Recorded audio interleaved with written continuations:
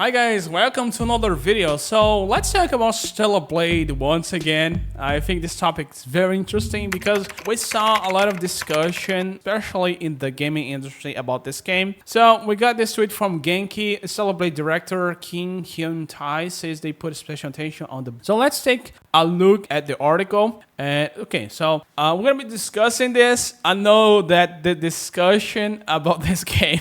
It is very interesting because apparently some people don't like the decisions, the art decisions from the game's director, which I think that people should respect the decision for this game because there's more games if you want to play that they don't have this kind of preference. And we've seen throughout the years many games they try to go as far as to do exactly the opposite of what this game is trying to do, which is try to appeal to its target audience.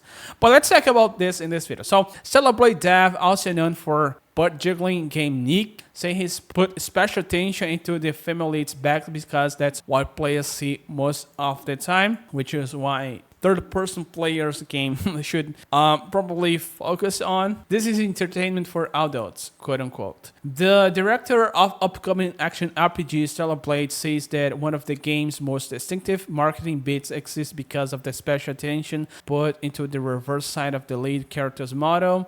Speaking to Games Radar Plus, game director Hyung Tae Kim via translator discussed the character design of protagonist Eve. The design built around the body scan of Korean model Shin Jun Yoon has been a focus of Stellar Blade's early trailers. I think it's especially a good marketing move because people are focusing on how good the character looks, that they might be interested first in the game. Then they might play the game and find out if the game is good or not, as its marketing should do, right? Marketing should try to pull people in first for them to try and see if they like it or not. And while we now know more about Eve, Kim suggests that that's deliberate. When it comes to the design, we all thought that it was deliberate, right? When it comes to the design, we put special attention on the back of the character because of the play is always facing the back of the character when they are playing, he said. That's why they see the most of. So we thought this was pretty important. Which makes sense because all elements of the game should be appealing, right? The UI, the interface, the environments in which you play in. And I think having an attractive character definitely is a differential nowadays. Which is absurd to think about it, but it is a differential to having a attractive character nowadays. So before Stellar Blade developer Shift Up was best known for gacha game Goddess of Victory Nick, which is well known for focusing on the backs of its anime characters, right up to last year's collaboration with Neo Automata. King argues, however, that the studio's style is about the poor utilization. The deliberate glamorous design of the character like Eve has become somewhat of a brave thing to be going for or attempting, he claims. Wow, that's so true, bro.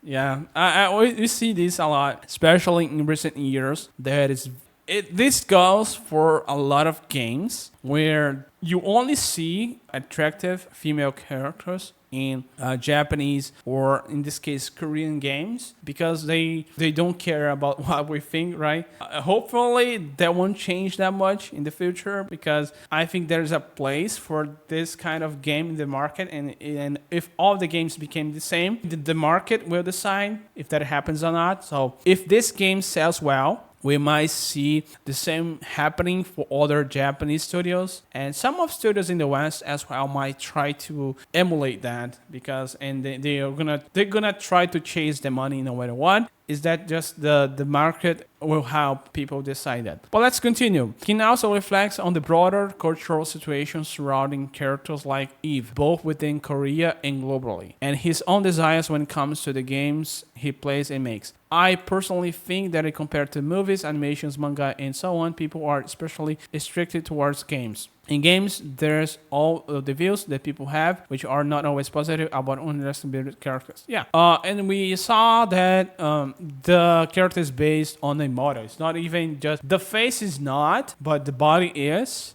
So yeah, it's not even that they put a lot of emphasis on trying to be the most fidelity on when it comes to building the models of their characters. However, when I play a game, I would like to see someone who's better looking than myself.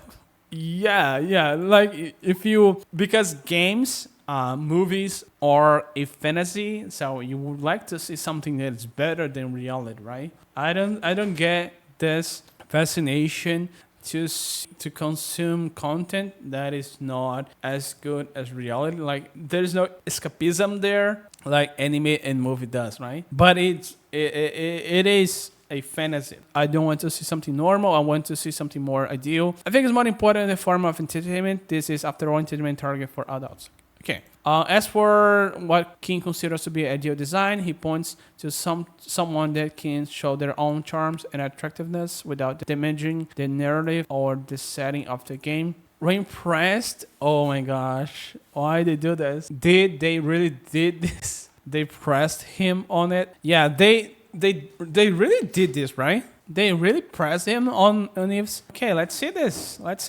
We're impressed on who Eve is as a person. Why they use this wording? They could just say when asked, but they use when pressed. The director discussed her personality and backstory, and her journey toward humanity does remind me of Nier Automata 2B, who, let's not forget, had a destroy pants button in a game with an achievement tied to looking up her skirt. As it happens, King says he's honored to see the game compared to Nier, since he's a big fan of Yoko Taro. The character Eve at the beginning is not... Okay, so you can see here there's huge reference. The character Eve at the beginning is not the great of existence, King explains. But as the game progresses, she takes on more and more burdens and comes to make important decisions. She gets to interact with more characters and other people and becomes more and more human. In the beginning, she's more social-like and doesn't have that many emotions or show much expression. As the game starts progressing, you get to see change in her emotions,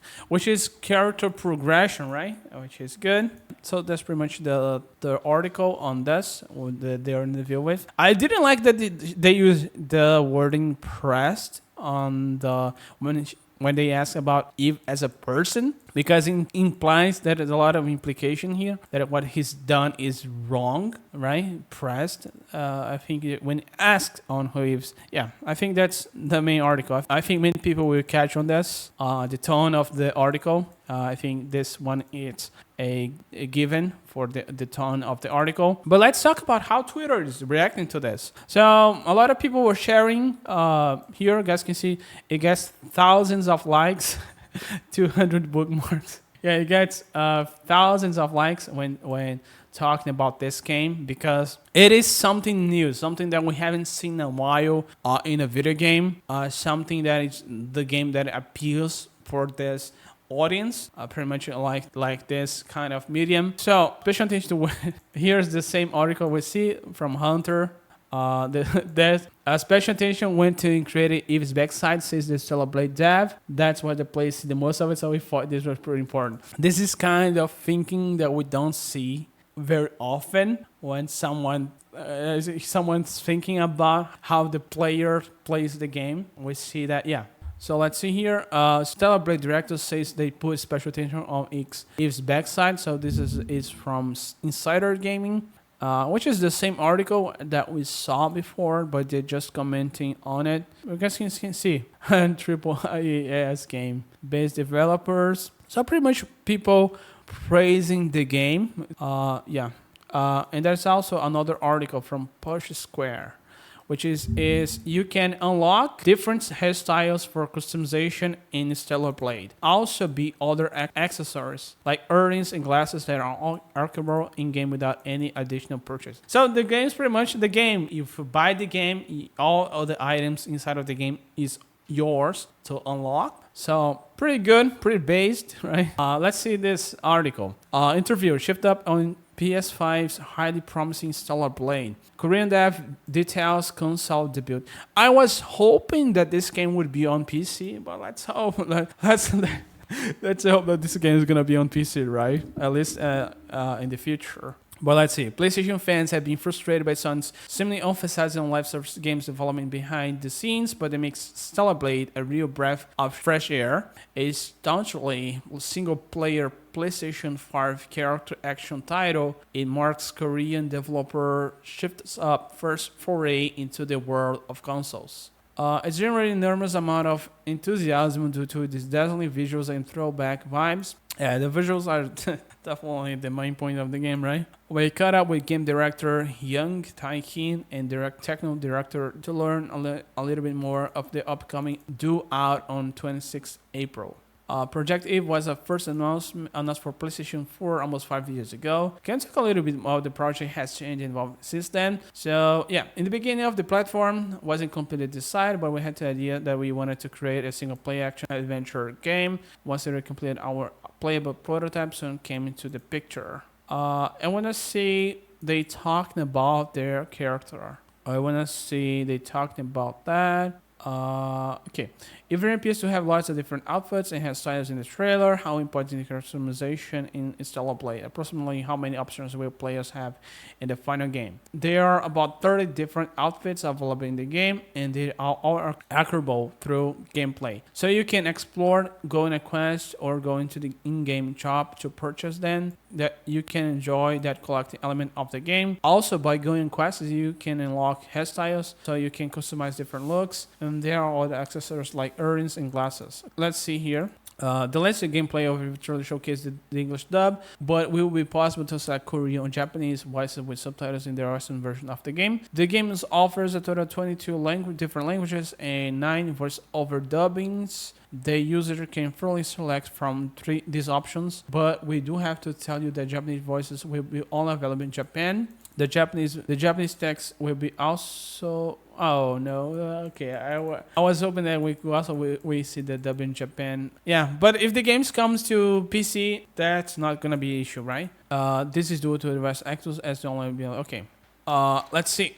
Let's see some of the thing. A fan account last year claimed Eve's character is based on Korean model Shin Jae-yoon. Are you able to confirm that's the case? If so, why did you select her as the face of Eve? So I don't think they talked about being she being the face, right? It's just the body. You can the developer answer. Yes, we did base the character of Eve on model Shin Jae-yoon. She thought her body shape would be a good reference for the character that we were pursuing. But the faces were created originally in-house. Yeah, this was I was thinking, and I think I read somewhere that they said this, so I already knew this. It's just the body of the model that we scanned. And you guys can pretty much see here. The faces are different, but the body proportions must be pretty much the same. Let's see here. It's just the body. Okay, of course. Depends on how you define beautiful bodies. But for us, we wanted to come up with the most attractive looking body for the user. So this is why we made a decision to work with.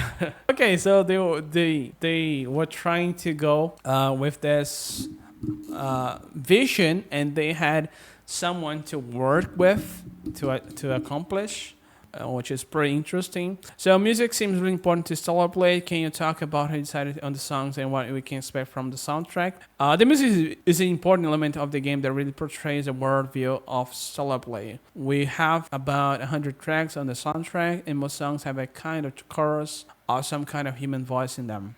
Okay, let me see other questions. Shift Up is based on Funiki, Goddess of Victor on mobile. Will there be any crossover between the games fans can look forward to? Yes, of course. It's what the users want. We can do anything that will please them. We are currently just discussing how we will do this in order to maximize the attractiveness of the event. We also consider how we can maximize the synergy between the two titles. Stellar Blade feels like a big moment for Korean games on console. How are you dealing with the weight of expectation? The Korean game market is very mobile-centric. It's also somewhat PC-centric. PC cafe. So everyone's available for a smartphone. Without a single-player console game with a definitive ending is still valid and still very important. So we are hoping Stellar Blade will be a significant title that will encourage other Korean developers to see this as a starting point and be inspired for the future projects. Okay, so pretty good interview from Push Square. I think they were a lot more interested in the game than the Games Radar interview. As I said before, guys, I think that's this when we pressed on if as a person completely throws off the article, right? It seems like they are trying to find answers for like someone did something wrong. But for the game itself, we know for now it's only gonna be on PlayStation. But yeah, this game giving a lot of discussion. And we're probably gonna see more and more people talking about this game as the launch date approaches. Thank you guys for watching this video. If you guys like this video, don't forget to hit the like button and subscribe. And see you guys in the next one.